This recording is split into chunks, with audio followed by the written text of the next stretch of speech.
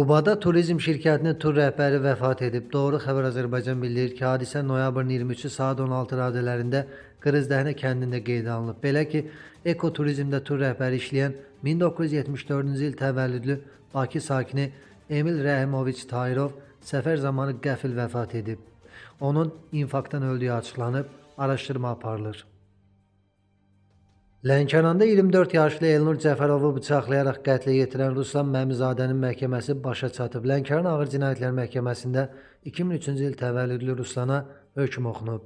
Bildirilib ki, hadisə ötən il oktyabrın 17-si axşam saat 10 radələrində Şahmat məktəbinin qarşısında baş verib. Ruslan Elnurla dostluq edilmiş, amma sonradan Elnurun onun ailə üzvlərindən birinə mesajlar yazaraq narahat etdiyini düşünüb. Bundan sonra o Elnurla danışaraq görüş təyin edib.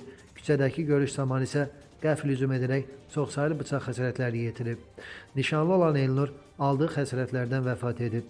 Lənkəran Ağır Cinayətlər Məhkəməsi Ruslanı Cinayət Məcəlləsinin 120.2.4-cü xüsusi amansızlıqla adam öldürmə maddəsi ilə təqsirli bilib və o 17 il müddətinə azadlıqdan məhrum edilib.